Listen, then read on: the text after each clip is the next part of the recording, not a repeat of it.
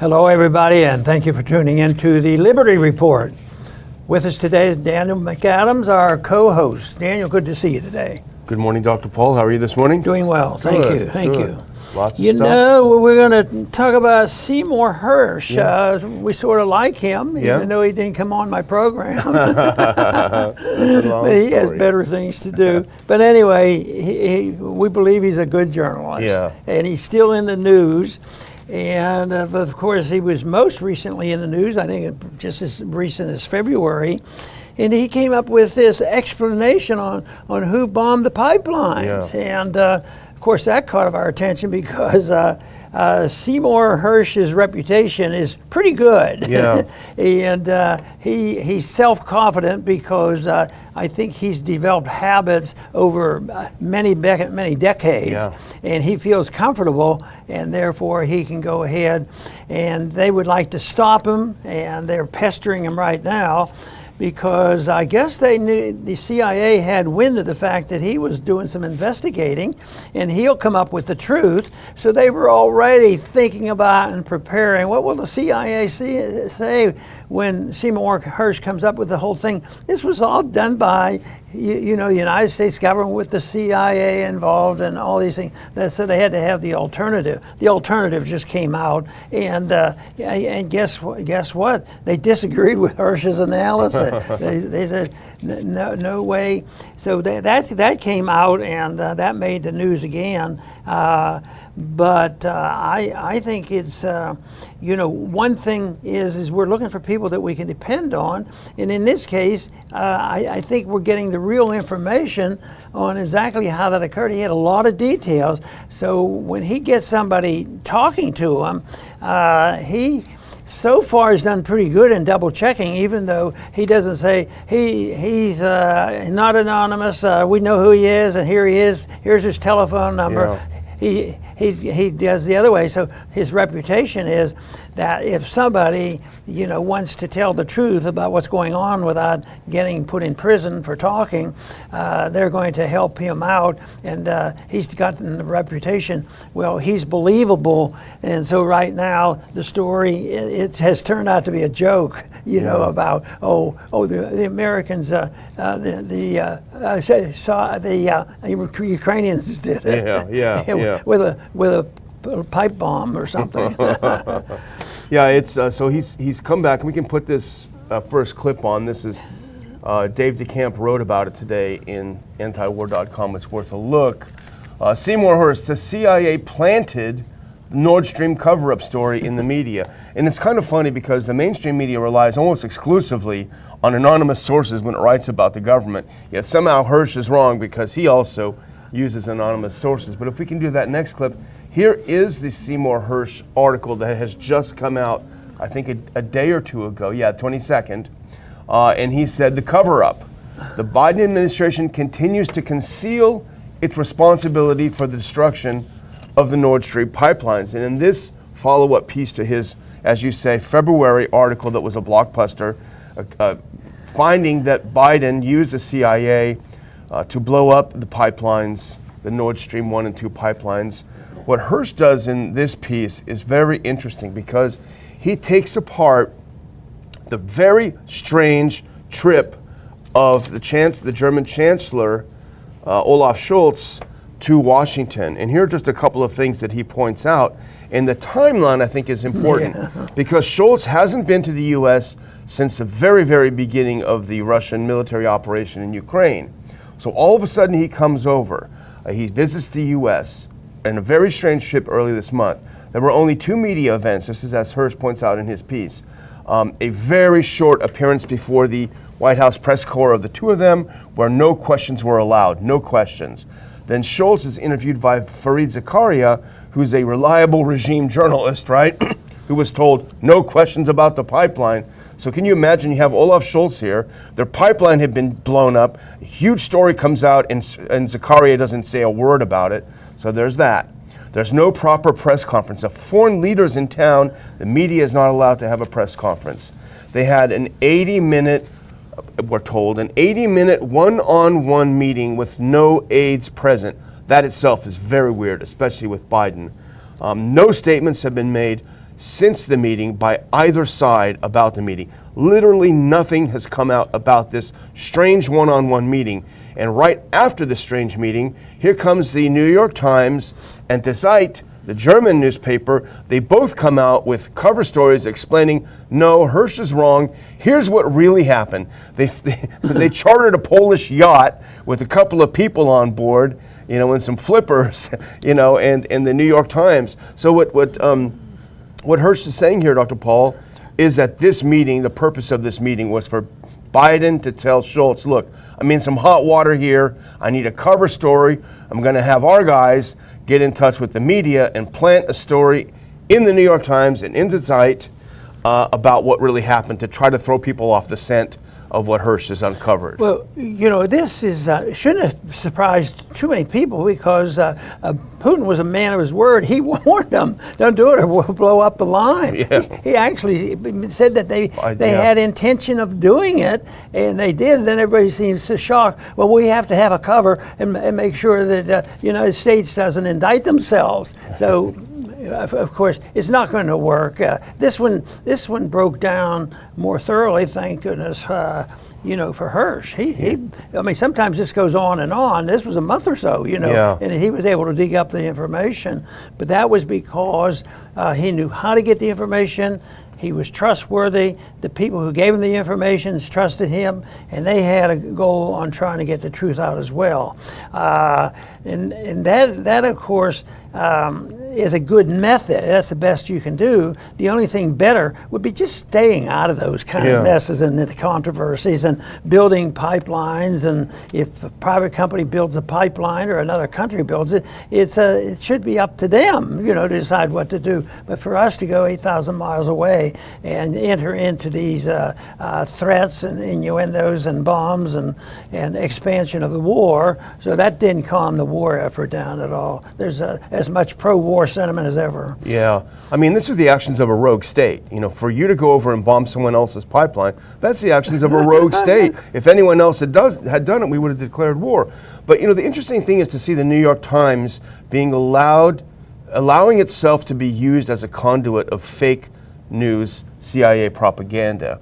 You'd say, well, maybe the New York Times, maybe they're just naive. They don't know anything about how the CIA uses the media. They don't know anything about Operation Mockingbird, about how the CIA infiltrates the media. Well, I found this article from 1977. If you can put up the next article. No, the Times is not naive, is not unaware, because this is from December 1977. Worldwide propaganda network built by the CIA. How ironic that this is the same New York Times that earlier this month, according to Hersh, allowed itself to be used and abused by that very same network it had uncovered all those years ago. Of course, the Russians threaten, or the Americans threaten, but even when it happened, nothing was done about it. And in Russia, in many ways, the way they get pushed around, there are times when I've even indicated to you that maybe they could be a little more restrained, because I'm always wanting to push in that direction. But when I see something like this, I think the Russians, at times are restrained, and others would. But it's probably the very pragmatic thing that why go looking to expand it? They're doing pretty well. I think it's amazing that there's the New World Order is still around, but there are different players, different people in the New World Order, and it happens to be China and Russia, and we're standbys. Yeah, it certainly seems that way. Well, one thing that struck me, Dr. Paul, in Hersh's story, and I remember reading it, and I just kept bouncing around in my hollow brain because it was so obvious. And this is what's interesting, and I think this is the most damning bit of evidence about Biden's involvement in blowing up this pipeline. If you can put this next one on. And I apologize, it's a little bit long, but I think it needs to be read. And here's Hersh. He said, there is no evidence that any reporter assigned there to the White House has yet to ask White House press secretary whether Biden had done what any serious leader would do: formally task the American intelligence community to conduct a deep investigation with all of its assets and find out just who had done the deed in the Baltic Sea. According to a source within the intelligence community, the president has not done so, nor will he. Why not? Because he knows the answer. And that's a very good point. We have the most massive intelligence, community in the world, probably, with unbelievable capabilities. Why hasn't Biden tasked them formally? We need you to use all resources. We need to find out who did this. We must get to the bottom of it. All kinds of signals intelligence, human intelligence, everyone, all hands on deck. Why has he just ignored this? I think you know why. And my answer is, he was not interested in a can of worms for lunch. Yeah, no kidding. That was just opening up a can of worms. Yeah. They knew the answer. The amazing thing is how long these lies go. And you don't even know, the average American citizen's probably not following this very closely, but you would think the Europeans would. But the Europeans don't have, they don't have much of a backbone or whatever, because they should have been more cautious about allying themselves with NATO. NATO's the real problem, which is United States and the West and our military-industrial complex, and it's always it's not a war between NATO and Ukraine or NATO and Russia. It's always NATO, and skip NATO. It's always a war between Ukraine and Russia invaded them, and that kept being told over and over. No matter how many more articles that Hersh writes, people will still be doubtful because they don't need a can of worms for lunch. No kidding. That's what they deserve. Yeah, they do. Well, you make a good point. Why is there not more of an outcry in Germany, for example, among the population? Well, I actually reprinted a fascinating story by Diana Johnstone, someone I've known for decades, brilliant American journalist, on the Ron Paul Institute website. And if you go there, ronpaulinstitute.org, you will see Diana's piece about, it's very chilling, Dr. Paul, because it's about how Germany has essentially outlawed political dissent. So nobody's allowed to move away from this. So it's very, very concerning. Now, you mentioned the New World Order by China and Russia, and I think this is a perfect example of that if we go to the next shot. Now, China came out with they call it a peace plan. Essentially what it was is kind of a very rough position paper on how we can move in the right direction between Russia and Ukraine. And as we know, we talked about it earlier this week, she was over in Moscow meeting with Putin, and at that meeting, President Putin endorsed the plan and said it's a good place to start. Now, what's interesting, we've talked about it over and over, is the role that China is now playing in the world to mediate these long-standing differences. The Saudi-Iran rapprochement is astonishing, and it takes the U.S. basically out of the Middle East. So here is the peace plan, and we can actually put it up. Here are the 12 basically points of the plan.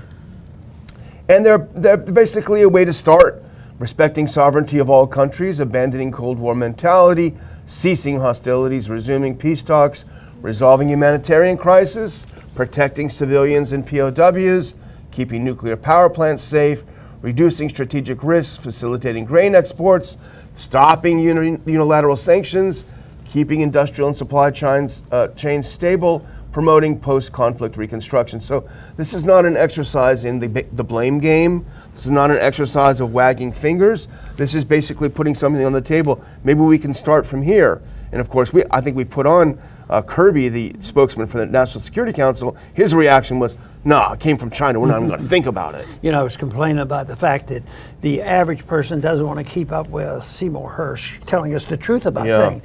But in a way, this is one that the truth is out. It seems to be out early because the really indicting news that out is the significance of what they're doing, and it is related to the image of America around the world.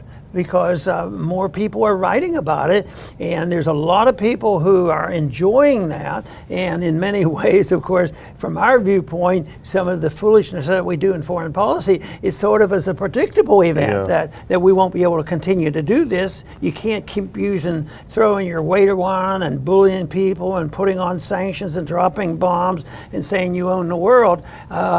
So there's going to be, in this case, even the fact that they're we're dealing with these communists, but how come our biggest complaint with the Chinese is they're outselling us? Because we've been buying their stuff, and there's still a lot of trade going on with them that they don't even talk about. So I think in this case, it looks like the information coming out was helpful in indicating to people. And I think Americans are sort of talking more about that, is that we're messing up around the world. And especially, we've talked so much about, even the Republicans are saying, well, maybe our foreign policy in Ukraine, maybe it's short-sighted. After the 20 years of anniversary in Afghanistan, 20 years in Iraq, maybe we ought to question these things, but not the diehards. The diehards will accuse you of being a Nazi or a communist or something if you don't go along with their viewpoint.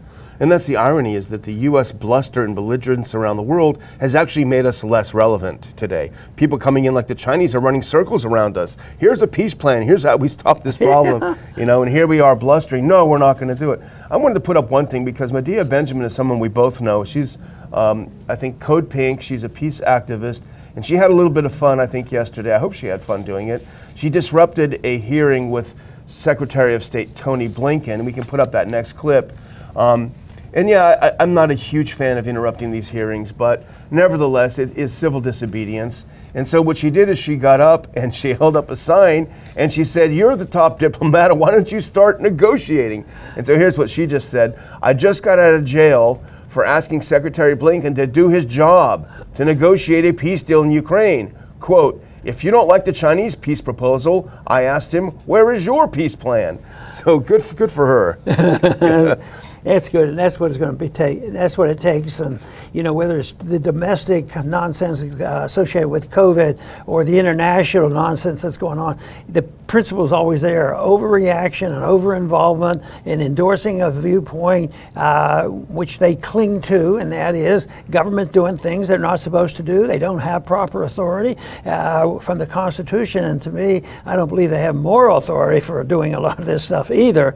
But time marches on, but I think that we see so often the cracks in the status quo, and that's hopefully we can turn those into positive things and say, well, what is the solution? And there should be a better solution. Of course, we start with you have to change policy, which means that that is no easy task. You can change the attitude of the people quicker than you can change the power structure in Washington, and that's, I think, where we are right now. I think people are waking up, but we still have the domination of the COVID people and the woke generation. They're out there just terrorizing us. Yeah, no kidding.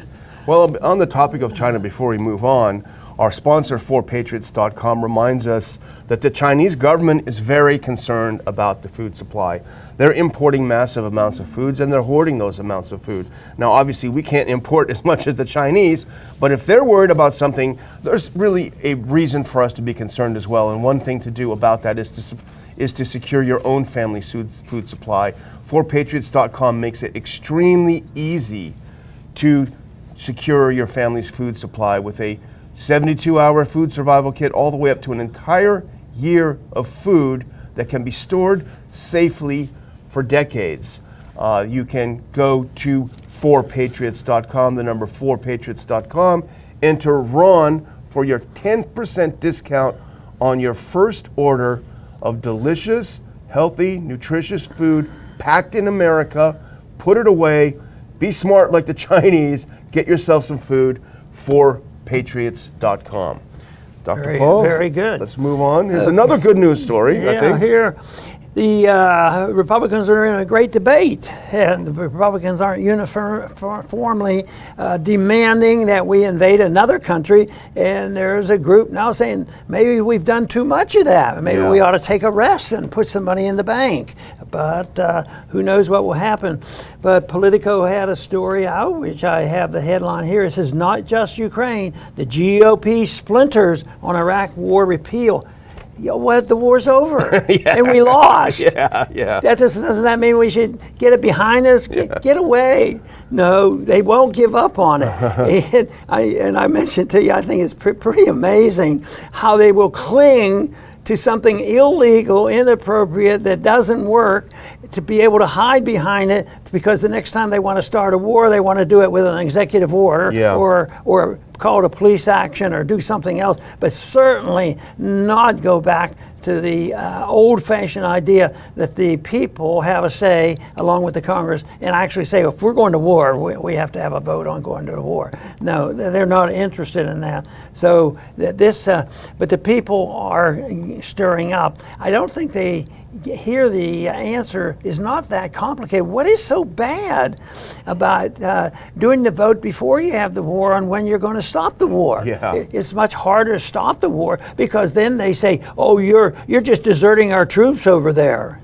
You know, well, I'll tell you what, eventually wars and this authoritarianism bankrupts a country, and we talk a lot about that. So when they run out of money, they won't be able to do it, but they're running out of prestige, they're running out of diplomacy. But the other problem is the whole world is engaged in this. I mean, the Europeans aren't necessarily libertarians, and they're not taking care of their own affairs and assuming responsibility of themselves. They, want NATO to come in. They beg, well, can we have NATO come and take care of us? So that to me is a crime. But economics are the rules of economics are very powerful, and eventually, and some of this is already there, because the people they haven't gone to the Mises Institute and had economic course, but they say, why are we doing this? Why are we sending all this money and weapons, to Ukraine? When we have people in the streets starving, and we have all these problems we have here, and they see this stuff. So economics, I've argued over the years, they said, do you vote from a person, a brain or heart? And I said, you vote from their stomachs. Yeah, no kidding. When their stomach's empty, then they're going to go look for an answer. Well, since George W. Bush, I've been pretty annoyed with the Republicans, but I have to say, I think both of us are pleasantly surprised at a trend that we're noticing, and other people are noticing as well. You can put up this next clip, because this is from Politico, and this is the article we're talking about. Not just Ukraine, GOP splinters on Iraq war repeal. And you can almost guess where the dividing line is, Dr. Paul, between the old guard, who's been there forever. The problem is the neocons have no reverse gear. As you point out, it's been 20 years. We've already lost. Iran won the Iraq-U.S. war, and we lost it. 20 years, and they still can't let go. And now here's a piece from the article, if we can do that next clip, that makes the point that we've made. A GOP that looked uniformly hawkish when George W. Bush first won Congress's approval to go to war in Iraq is now routinely split on major foreign policy matters. Now, I think maybe Politico, which leans left, is probably rubbing its hands together with glee that there's a split in the party. But I think we both agree that the ascendant faction is the good faction with more energy and more youth. And if you go to the next clip, one of those, and we saw him on the cover of this, is Josh Hawley. Now, there's a lot to be concerned about Hawley. He's a mega hawk on China. He's got a big blind spot. Nevertheless, he continuously comes out with pretty good statements, and here's what he said in the article. Voters are tired of wars that don't have any justification or basis. The Iraq thing, that was not justifiable, and it's hard for my party to admit because they pushed it. They carried the water for it. And that's a pretty close to an apology for the Republican complicity in leading the charge against Iraq. And I really have to salute him for doing that. That's good. Maybe it's more of a problem of semantics than anything. Because if you take the word patriotism, how many Americans have you ever run into, including myself, because I want to be patriotic, but I might have an image of patriotism that somebody else, I mean, the person that challenged me during my campaigns, where they were saying I was unpatriotic, because I wasn't supporting the troops, but the troops weren't begging to me, come and vote for more war. That's what I like. I'm a military person, and I'm looking to go to war. No, the semantics are that if supporting war is the way they define patriotism, but I have a sneaking suspicion that a better definition of patriotism is the willingness and the legal right to criticize one's own government. And I think that's what the country was founded on, their willingness to criticize the king, and bring about something better. So I think that it's propaganda, it's a lot of other things, but it's hard to get people to shift. But I think what you've just mentioned and we talk about is there is some shifting, and we like to see Republicans actually debating, but we're moving into an era that, certainly in the COVID era, where discussion was wrong, it was evil, you were unpatriotic, and you're not a doctor anymore. If you said there's natural immunity and you lose your job, you can't be an investigator, you can't be a researcher because you won't follow Fauci's rules. And then they call that patriotism, and use nasty words against people who disagree with them. Yeah. Well, I think the old guard is on the ropes in the GOP, and I think that there's no better news than that. That's true. And indicative of the old guard is Lindsey Graham, the senator who loves everyone else going to war. If we can put this next one, and this is from that article. And I would say, though, reading this over, I think even Lindsey Graham sounds a little bit defensive. If we can put this next clip on. He says, "I understand Saddam is gone, the war is over, but we do have soldiers stationed in Iraq and close to the Iraqi government." Well, why is that? "And I want to make sure that if you repeal the 2002 authorization, you replace it with something that's relevant to today." Replace it with what you would say with nothing, and that's a good point. But the last clip I want to put on this is important because I think, honestly, and I can say this, it's easier for me to say it, this next clip shows the incredible importance of Rand Paul in the Senate. Because while everyone is debating this little thing, Rand Paul comes in with something that explains the whole thing. And here is from the Politico article. "Some in the chamber, like Senator Rand Paul, are pressing to go further by seeking to modify or even repeal the broad 2001 authorization for military force that Congress passed in the aftermath of the September 11th terrorist attacks, which remains in effect." So Rand Paul, Senator Paul, takes it further and says, not only get rid of the Iraq War authorization, get rid of the whole enchilada. It's done. It should have never been there. And I think that's why it's important, because he pushes the debate and he propels the debate where it needs to be. Isn't there a little risk in that people would have to look to the Constitution for guidance if we get rid of that stuff? Exactly. So do you have anything else to close with? I do, if you don't. No, I don't actually. Just to thank our viewers again, and please like, subscribe, put some comments in the comments section. That helps it become lively, start a debate, just so we can propel the channel. Thanks for listening. Dr. Well, Paul? I don't have to inform you or our listeners. There's an election coming up pretty soon. It's amazing how quickly they roll along. And here we are 1 year into the year when the big job of electing a new president or an old president. So, but we have a lot of experts, and I don't volunteer a lot of advice. Because I don't think advice is worth much if somebody's not interested in it. So if they ask me something, then I jump to it and I'll say, well, I'll do my best. But Laura Ingraham, she has a different attitude, and she's well known, and she's pretty smart and knows about the politics and all this. But she was in the news this weekend. It says Laura Ingraham offers Trump some campaign advice that he definitely won't like. Now, what could she say that he won't like? Well, we get a hint here. It's not long. She says, now, if I were Trump and running his campaign, I'd strongly urge him to stop talking about 2020 It's over. Enough. Maintaining an old claims of election fraud will not win over a single vote in any state that he needs to win in 2024. Pragmatism. But isn't the truth supposed to be pragmatic too? But if there is some cheating, why does it go on and on?